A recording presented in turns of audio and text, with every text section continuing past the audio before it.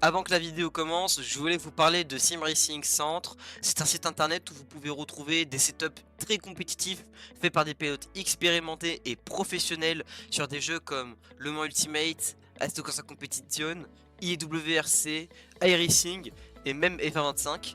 Si jamais vous voulez vous prendre des setups chez eux pour pouvoir vous améliorer en sim racing, ou même d'autres services qu'ils peuvent proposer comme du coaching et même des packs de data pour par exemple F125, n'hésitez pas à utiliser mon code promo TOTOR sur votre panier qui vous donnera moins 10% sur votre note finale. Attention, pour les services proposés comme le coaching, ce sont des personnes anglaises et anglophones qui vont vous parler et qui vont vous accompagner. Donc si jamais vous souhaitez en faire avec eux, n'hésitez pas à vraiment vérifier votre niveau d'anglais avant de prendre ce genre de formule. Ce serait bête que vous ne compreniez pas du tout le langage dans lequel ils vous expliquent tout ce que vous avez à savoir. Bon allez, je vous embête pas plus maintenant, retour à la vidéo. Et nous dit Tom, bonjour à toutes et à tous et bienvenue dans cette nouvelle vidéo. Aujourd'hui, on va parler de l'homme ultimate puisque ça y est, la version 1.0 du jeu est officiellement dévoilée au monde entier. On a donc la première version de ce qu'aurait dû être l'homme ultimate si on n'avait pas eu cet accès anticipé. Beaucoup de gens ont entre guillemets reproché l'accès anticipé à l'équipe de développement. Moi personnellement je trouve que c'était la meilleure idée et que ça a grandement aidé au jeu. Maintenant on a la version presque finale de ce jeu avec toutes les améliorations, tout plein de correctifs réalisés et surtout des nouvelles voitures, et on va aller directement voir ça dans les menus. Et alors, à premier vue d'œil, quand on regarde le jeu, on n'a pas l'air de voir un quelconque changement. Et pour cause, les changements sont sur la piste. Et certains devraient arriver dans les menus comme certains modes, les modes carrière, le mode car qui devrait arriver vers 2026, début 2026. Également aussi le mode ELMS, le mode européen Le Mans Series avec les LMP3 et les nouveaux circuits de l'européenne Le Mans Series qui devraient arriver. Ces modes de compétition qui devraient arriver vers 2026. Mais nous, pour l'instant, on va s'intéresser à une chose, c'est pour l'instant les nouvelles voitures. Et alors déjà pour commencer, vous voyez, on est dans le menu. Donc ça c'est le menu, le nouveau menu pour venir choisir la course. Avant on avait un menu simpliste avec ça sur le côté et une grosse case qui nous proposait de choisir entre la saison 2024 et la saison 2023. Maintenant c'est beaucoup plus pratique, voilà, on a juste une grosse case qui nous dit si on préfère prendre le 23, le 24 ou le 25 du championnat du monde d'endurance. Et comme vous voyez, il y a la case ELMS, European Le Mans Series, avec un petit coming soon qui arrive bientôt. Mais nous, ce qui nous intéresse, c'est directement d'aller dans le championnat du monde d'endurance 2025. Pourquoi? Pour les deux nouvelles voitures. Vous avez peut-être dû voir l'annonce de la mise à jour. Pas de circuit dans cette nouvelle mise à jour, en tout cas pas de nouveaux circuits, mais bien deux nouvelles voitures qui sont normalement en GT3. Vous avez la Mercedes, la première AMG qu'on a dans le jeu, et ça fait plaisir parce que moi je suis un assez gros fan de la Mercedes. Mais vous avez également l'Aston Martin Valkyrie, et alors ça les amis, elle était extrêmement attendue cette voiture. Il faut dire que son moteur V12 a fait chavirer le cœur de plusieurs passionnés d'automobile, hein. Le bruit de cette voiture est complètement dingue, que quand elle a été annoncée dans la réalité, on a tout de suite pensé à la voir dans Le Mans Ultimate. Et franchement, ça fait super plaisir. Parce que vous allez voir, le bruit de cette voiture, les amis, il est complètement dingue. Il va être juste dingue. D'ailleurs, pour l'anecdote, quand j'étais au Mans,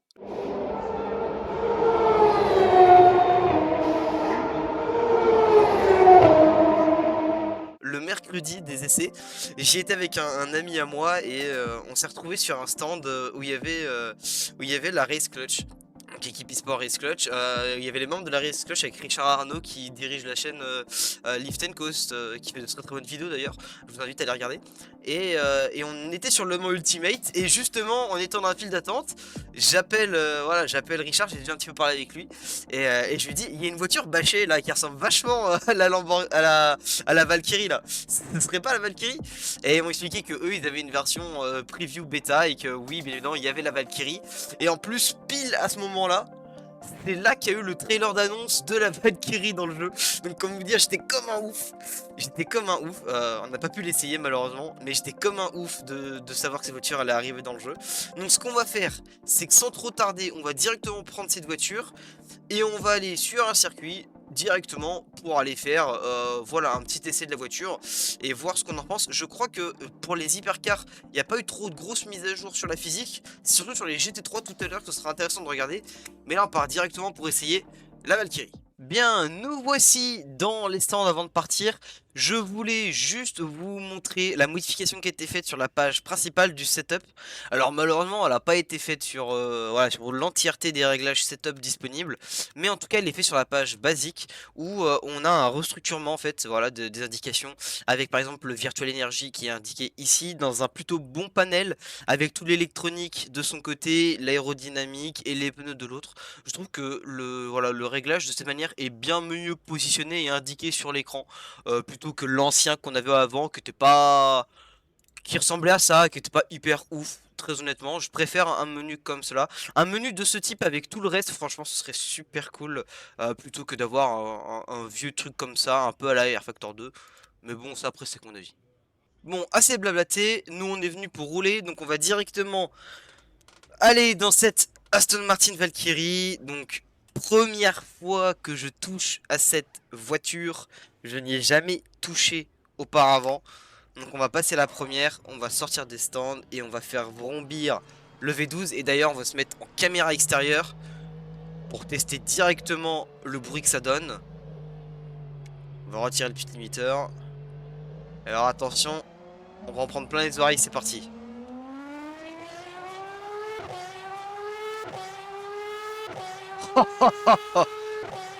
Ah non, c'est dingue. Wouah, le son en vue extérieure. Ils nous ont pas menti. Ils ne nous ont pas menti. Wouah. Alors les pneus froids, donc on va essayer de faire doucement.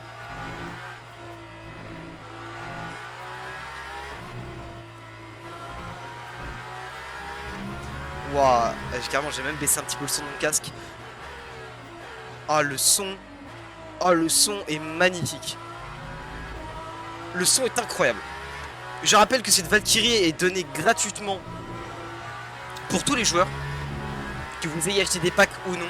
Si vous possédez le jeu, cette voiture ainsi que la Mercedes AMG GT3 vous est offerte gratuitement. Donc déjà rien que pour ça, un grand merci à l'équipe de développement parce que et à l'équipe de l'Homme Ultimate d'avoir eu cette idée tout simplement. Donner un contenu aussi attendu à un jeu comme l'Homme Ultimate, il faut les avoir accrochés. Voilà, pour être honnête, il faut les avoir accrochés. Il y a pas mal de jeux qui ne le font pas et qui pourtant ont encore plus de joueurs dans leur communauté. Donc franchement, un grand bravo. Waouh. Bon, maintenant, si on se concentre un peu sur le pilotage de cette Aston Martin. Bon bah déjà, le son est exceptionnel. Ensuite, la modélisation 3D de cette voiture, je trouve qu'elle est extrêmement bien réalisée. Un niveau de détail vraiment exceptionnel pour une voiture gratuite. Je m'attendais, quand ils avaient dit qu'elle était annoncée gratuitement, je m'attendais peut-être à un relâchement au niveau de la conception de cette voiture dans le jeu, parce que justement elle est gratuite. Mais que nenni, pas du tout. Pas du tout, elle a complètement été faite comme si c'était une voiture payante, dans un DLC ou quoi. Et franchement, elle est très bonne. Alors, pour l'instant, je la trouve pas plus sous-vireuse ou plus survireuse qu'une autre voiture. Je trouve qu'elle a l'air d'avoir un certain équilibre... En tout cas dans le volant, c'est ce que je ressens. Moi si je le passe à fond. Ouah. Bon c'était pas le meilleur passage mais ça passe à fond. Pour l'instant en termes de ressenti, déjà on a une direction qui est très directe. Et ça j'aime plutôt bien. Ça on peut tenir, je suis assez fan. Et puis j'ai pas l'impression qu'elle soit vraiment trop survireuse ou trop survireuse. J'ai l'impression qu'elle a un équilibre assez intéressant. Il y a des voitures hein, dans le jeu, quand vous les roulez, vous faites un tour ou deux. Vous voyez qu'elles sont plus sous-vireuses ou plus survireuses que d'autres. Là, celle-ci, alors pour l'instant, je n'ai pas l'impression de ressentir quelque chose de ce type. Je trouve qu'elle est très bien équilibrée. Et que ça peut faire une voiture un peu école. que ça peut faire une voiture un petit peu... je débute en hypercar, donc je commence avec cette voiture pour pouvoir m'habituer aux autres. Et m'habituer à la physique.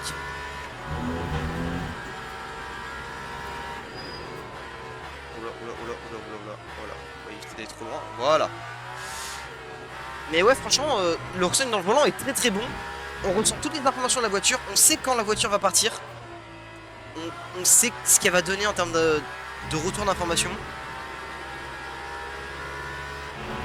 Elle est très précise également dans la direction. C'est dommage que cette voiture ne soit pas équipée du système hybride parce que oui, cette voiture n'est pas équipée du système hybride, ce qui en fait une voiture en termes de performance plus réduite et beaucoup plus loin par rapport au Porsche, au Toyota et aux autres hypercars dotés du système hybride. Ce qui est un peu dommage, mais bon. Alors, en tout cas, le bruit est absolument dingue.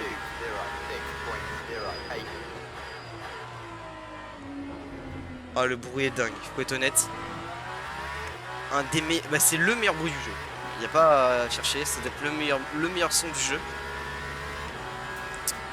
Je vous mettrai un petit passage, un petit extrait à la fin de l'essai pour que vous vous rendiez compte. Non mais franchement, en termes de ressenti, en termes de feeling dans le pilotage, elle est vachement bonne cette Aston Martin.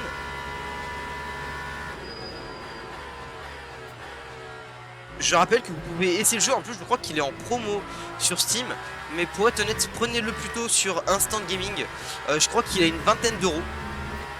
Une vingtaine d'euros, et d'ailleurs si jamais vous voulez vraiment vous y mettre et profiter du contenu qu'offre le Ultimate, avec le lien dans la description et en allant sur Instant Gaming, vous avez le jeu pour une vingtaine d'euros et le Season Pass complet pour à peu près 25-26 euros. Donc le Season Pass c'est vraiment le contenu où il y a tous les 4 packs. Alors normalement, bah, si du coup normalement il y a tout le contenu du jeu à vérifier, mais pour un peu moins d'une cinquantaine d'euros, vous allez avoir le jeu en entier, alors que sur Steam, rien que le pack Season Pass, il est à 46 euros et le jeu il est à 30 euros. Donc ça vous fera beaucoup moins cher, voilà, de l'acheter sur Instant Gaming avec le lien dans la description. Voilà, si ça vous fait plaisir, vous pouvez y aller. Et vous faire un petit plaisir parce que franchement, ah, le jeu, mais il est dingue. Il a tellement gagné en popularité ce jeu au fil du temps. Oh, non, il n'y a pas à dire. Bon, on est un peu large là, mais il n'y a pas à dire cette hypercar. Elle est vraiment bonne.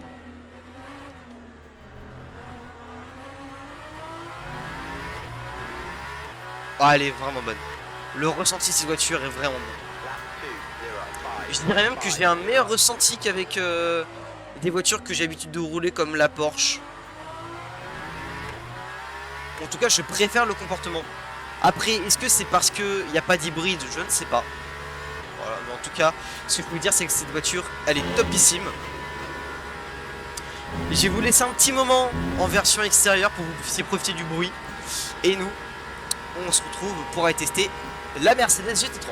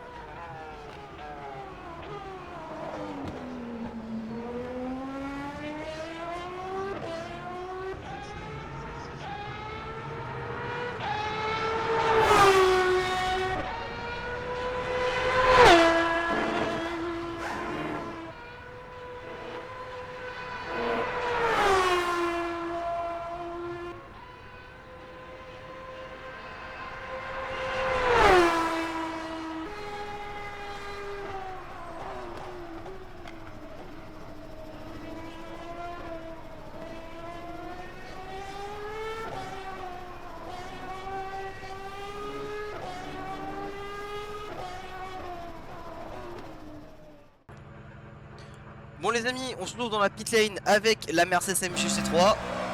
On fait rouler sur le moteur et on sort. Allez, là aussi c'est mes premiers tours avec l'AMG, je ne l'ai pas testé avant. Donc on va voir ce qu'il en est de cette voiture. Donc on va sortir de la fameuse sortie des stands à Sebring, parce que je trouve que Sebring est un excellent circuit pour rouler en GT3, même pour rouler en d'autres catégories, hein, mais surtout parce que surtout le circuit est vraiment bon. Un circuit à l'ancienne, un peu old school, mais moi je le trouve exceptionnel. Voilà, pour être honnête, on a mis le plein pour un peu le comportement à 100%, on retire le pit limiteur. Et on part directement. Alors on va faire attention parce que là aussi on est les plus froids.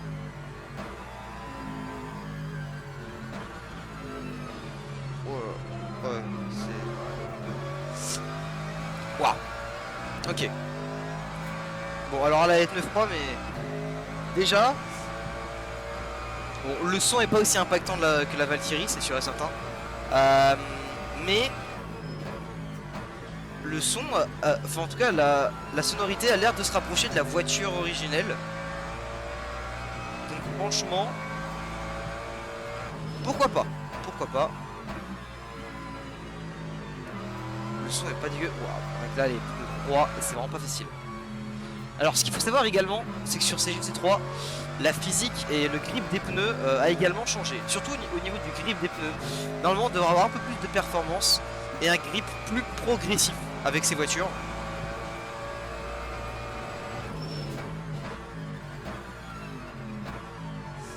Donc j'essaye une toute nouvelle physique du grip des pneus et également une toute nouvelle GT3. Donc bon, c'est assez intéressant. Pour l'instant, il y a pas mal de flottement dans le volant. Mais là, c'est parce que j'ai les pneus froids, donc il va falloir les mettre un peu en température.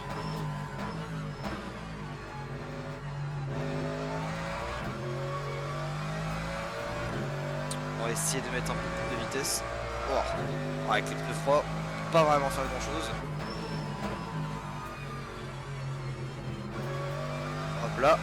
Alors, déjà pour être honnête, on va pas se mentir, le son est pas dégueu.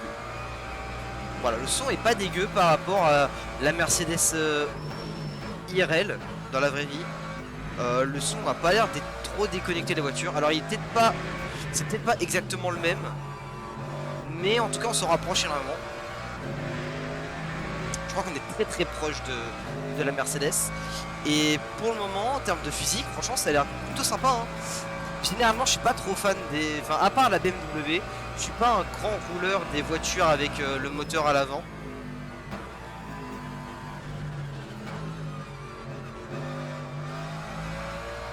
Voilà, je suis pas généralement un grand fan, à part la BMW. Je suis plus un gars qui roule en Porsche généralement. Mais ça m'arrive quelquefois pour me faire plaisir de faire une ou deux courses en MG.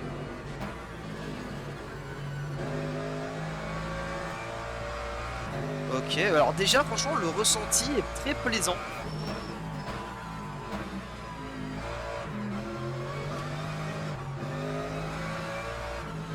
Alors c'est pas aussi précis que la Valkyrie forcément parce qu'on est sur une GT3. Donc on a beaucoup moins d'aéro, donc on a beaucoup moins de grip au sol. Mais c'est assez intéressant dans le fait où j'ai l'impression que ça se comporte comme une GT3, comme une réelle GT3. C'est un peu bizarre à expliquer et quand on le ressent, mais j'ai vraiment l'impression d'être comme si j'étais dans la Mercedes. Un peu de flottement, on sent tout, on sent vraiment tout, c'est dingue comme on sent tout dans ce jeu. Elle est peut-être un peu plus dure à piloter que certaines. Si on est honnête. C'est peut-être pas la meilleure des GT3 pour débuter le jeu en tout cas. Mais dans le volant très intéressante. Alors je sais pas si c'est mon volant qui est un peu mal réglé pour la GT3, mais normalement il ne l'est pas parce que ça ne le fait pas sur les autres. Mais j'ai l'impression qu'il y a beaucoup d'à-coups dans cette voiture.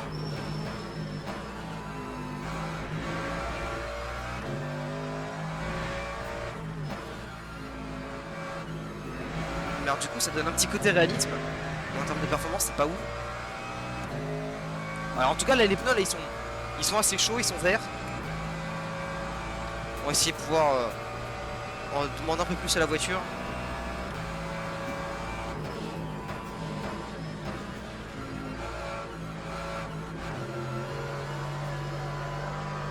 tour avec Séraphin. Ok. Bon. C'est moins facile à discerner que la Valkyrie. Oh, j'ai failli la perdre. Pas bon ça, cette histoire. Oh, on va aller loin. J'ai l'impression que je la sens un peu moins que la Valkyrie dans son comportement. Alors après c'est une GT3 hein, forcément. Hein. On va un peu moins sentir qu'une hypercar. Mais je trouve quand même que il y a beaucoup de flottement dans le volant et qu'elle est assez dure à faire pivoter, à faire tourner.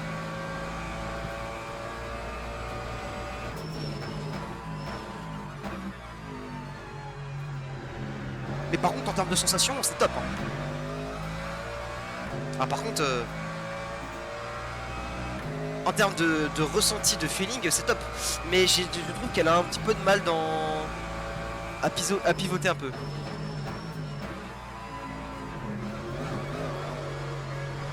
Oui. J'ai accéléré encore. Ouais je sais pas, c'est bizarre. Après c'est peut-être le fait de passer une hypercar à la X3 mais normalement ça me faisait pas un ressenti de ce type. Ouais, je dirais pas que c'est bizarre dans le volant mais ouais enfin. J'ai déjà conduit la Mercedes dans d'autres simulations, hein. Que ce soit dans ACC, dans Air Factor, même dans iRacing hein. Et elle est pas si peu réactive. En fait on dirait que j'ai des pneus froids sur iRacing là. En termes de comportement de volant. Donc je sais pas pourquoi ça fait un peu bizarre. Mais je sais pas. Après, elles sont sorties aujourd'hui, il y aura peut-être des modifications sur les voitures.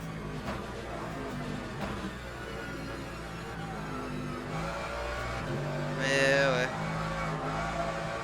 Ouais non ça va toucher. Ouais là je la voiture. Ouais là j'ai été un petit peu trop gourmand.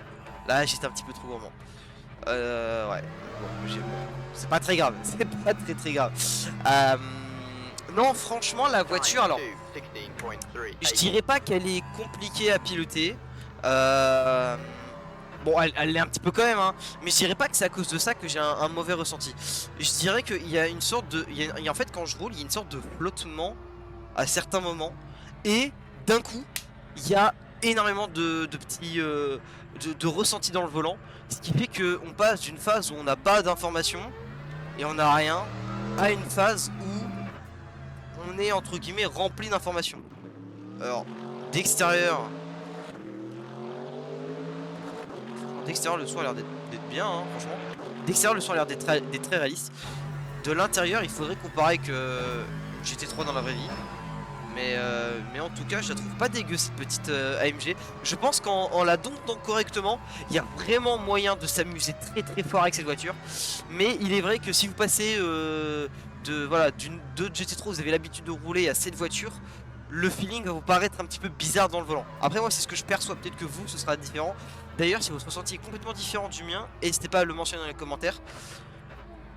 Parce que franchement, il y a un petit truc qui me dérange dans le volant, mais je pense qu'à force de rouler et à force d'avoir l'habitude de rouler, ce feeling devrait s'incorporer à mon pilotage et je devrais voilà, avoir un ressenti beaucoup plus classique et beaucoup plus habituel avec cette voiture.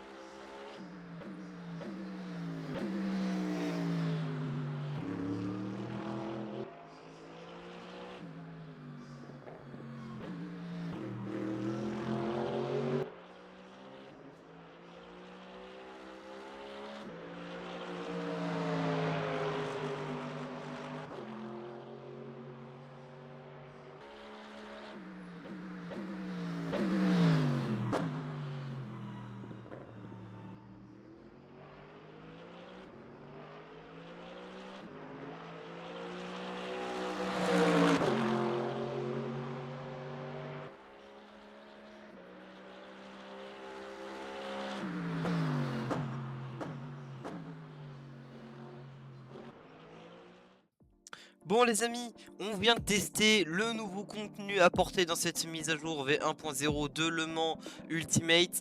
C'est le seul contenu qui a été apporté dans cette mise à jour. Il y a pas mal de mises à jour, de correctifs sur notamment le online. Il y a aussi beaucoup à faire du côté de l'équipe de développement sur le pack ELMS qui va arriver 2026 et sur le mode carrière qui risque aussi d'être très poussé également, qui devra arriver également en 2026. Donc il fallait pas non plus s'attendre à voilà, un maximum de contenu. Mais ce qui est vraiment bien, c'est que là, après quand un an, on va dire entre guillemets, de développement, et depuis le début de l'Early Access, où on avait vraiment que le contenu vraiment de la saison 2023, on se retrouve un an après avec la saison 2020 à 2025 complète dans le jeu. Et ça c'est vraiment dingue. L'équipe a vraiment charbonné comme pas possible pour nous proposer du contenu dingue, d'extrême qualité. En plus, il faut être complètement honnête. C'est pour ça que je dis toujours qu'aujourd'hui le Mans Ultimate est la simulation numéro 1 du marché, parce qu'elle a un prix très attractif par rapport à ce qu'elle propose, et que le contenu qui est envoyé dans le jeu est de superbe qualité et vraiment fait par des passionnés, et ça se voit et ça se sent dans le comportement de la voiture, que les voitures sont énormément travaillées, et ça franchement ça fait extrêmement plaisir. Il y a eu quelques petits ajouts aussi dans la mise à jour, comme par exemple les panels de position sur les voitures. Alors j'en ai pas vraiment parlé parce que c'est pas un truc qui nous impacte énormément, parce qu'en fait on les voit pas nous quand on roule. Par contre, si vous regardez des courses sur des vues extérieures, des vues sur des championnats, sur des courses le soir, voilà, organisées par des serveurs Discord ou par des communautés, ça peut être très sympa à avoir ces petits ajouts en plus, en fait avoir comme dans la réalité finalement. Donc ça c'est cool, ce rapprochement virtuel réalité, quelque chose qu'on n'a pas besoin vraiment en virtuel, mais on le met quand même dans le virtuel. Moi je trouve ça assez sympa. Il y a quelques petites options aussi améliorées, enfin surtout sur le online. Normalement je vous invite à les tester vous de votre propre côté. Si jamais vous n'avez pas le jeu, je vous conseille vraiment d'essayer. Si vous êtes voilà, un passionné, ou si vous voulez juste essayer le jeu, que vous avez du matos pour, franchement il coûte 20 € sur Instant Gaming et vous avez énormément de contenu. En plus de ça, non seulement vous avez du contenu gratuit en achetant le jeu, parce que vous allez juste en fait avoir toutes les hypercars 2023 qui vont être gratuites. Vous aurez de la GT3, de la GTE gratuite, vous aurez de la GT3 également gratuite dans le jeu, et puis même le contenu gratuit qui arrive aujourd'hui. Donc franchement il y a de quoi faire, et puis même avec le Season Pass à 25 € sur Instant Gaming, vous pouvez avoir un jeu complètement full pour moins de 50 €. Donc voilà, c'est pour ça que je trouve que le jeu est dingue. Donc voilà, si jamais l'envie vous prend de le tester, n'hésitez pas à passer par le lien Instant Gaming dans la description. Je ferai une petite commission là-dessus, puis ça me permettra de faire évoluer un petit peu la chaîne YouTube. Je remercie également Sim Racing Center, voilà, centre, si vous voulez aller chercher des setups pour le Mans Ultimate et vous faire plaisir. C'est également dans la description avec mon code Totor. J'espère que la vidéo vous a plu, n'hésitez pas à mettre un petit pouce bleu, à vous abonner, à mettre la cloche, c'est très important pour être notifié des prochaines vidéos. Si jamais vous avez testé la nouvelle version de Le Mans Ultimate et que vous avez des choses à redire, ou vous avez voilà, envie de donner votre avis, n'hésitez pas à le faire dans l'espace commentaire ou alors dans le Discord, également dans la description. Je vous remercie d'avoir regardé cette vidéo, on se retrouve dans une prochaine vidéo sur un prochain jeu, et ciao ciao.